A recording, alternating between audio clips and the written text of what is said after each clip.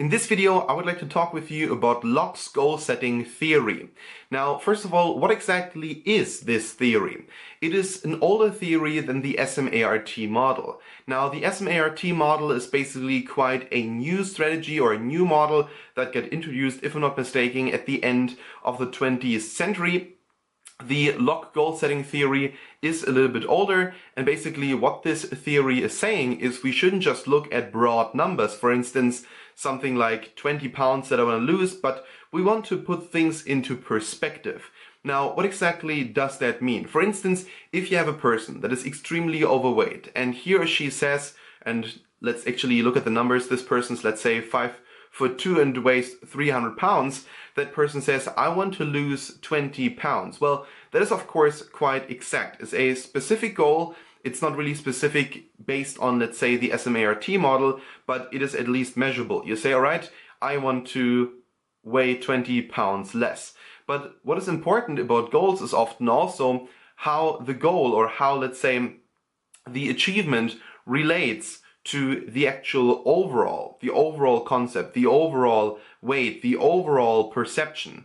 Because, for instance, if you say, I want to lose 20% of my body weight, it would be, for instance, when someone weighs, let's say, 200 pounds, would be, well, 40 pounds. So what that does, it is putting the goal into perspective. And this is what Locke's theory is all about. It is extremely simplistic. Of course, you could also just simply say, I want to lose 40 pounds if you weigh 200 pounds, instead of saying, I want to lose 20% of my body weight. But it is just a little bit different. You're saying, all right, I'm putting it in perspective. I'm not just looking at this one thing. I'm actually looking at the entire thing, at the entire concept, the entire weight, the entire, like, whatever it might be. Now, why exactly is this theory so special? Because it is not really about setting the goal. It is rather about what setting a goal does to you. And this is now the interesting part, and that's what I want to focus with you on. Because Locke said whenever you're setting a goal, 4 things happen. 4 things improve. And these 4 things are choice, effort, persistence, and cognition. Now, what exactly did he mean by that? What exactly did he mean by improvements in choice, effort, persistence, and cognition? Let's actually start with choice. Normally, we have the universe of choices. There are literally unlimited choices in the world. You could, for instance, stop this video right now. You could watch it or continue watching it in 1 minute, in 2 minutes, in 10 minutes, in unlimited amounts of minutes. So you could keep watching this video at any given time. Also, for instance, if you say, well, I could go and work and make some money right now. You could do that today, you could do it in 2 days, 4 hours, and 7 seconds. So really, there are millions, billions, unlimited amounts of choices.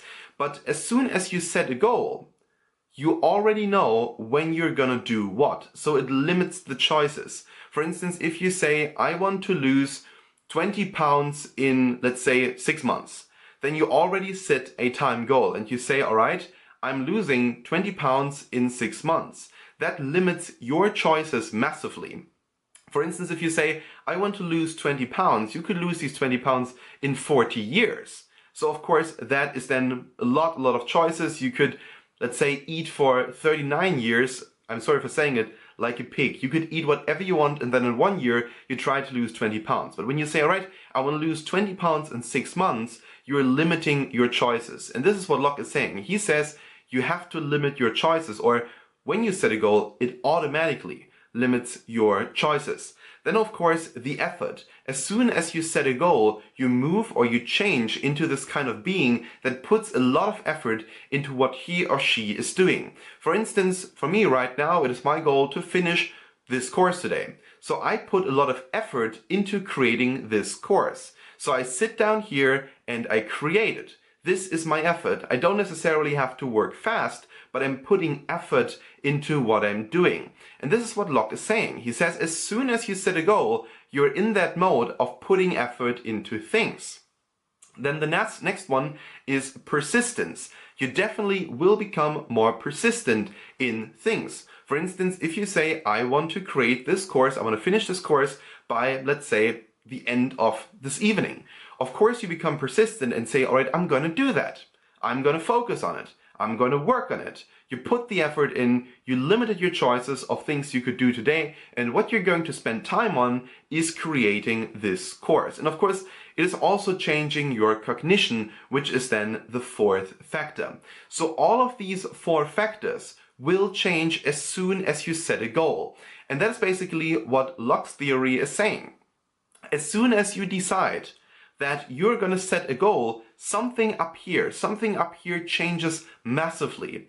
And if you do that again and again and again and again, this state will become normal. This kind of goal-setting mind state will become normal. You will put effort into it. You will focus on things. You will become persistent, and your cognition shifts toward a very goal-getting kind of thinking. To be honest, I love this theory because it is looking at goals from a much different perspective. It is looking at goals from the perspective of it already happened. We already set a goal. Every other theory that I know focuses on the goal setting part. So what do you have to do? How should you create a goal? You should have a goal that is specific, that is measurable, and so on and so on. But it never focuses, any kind of theory, never focuses on the outcome of the goal setting process itself. That's why I think this is so important. That's why please keep this in mind. Alright, thanks so much for watching, and we'll see each other in the next video.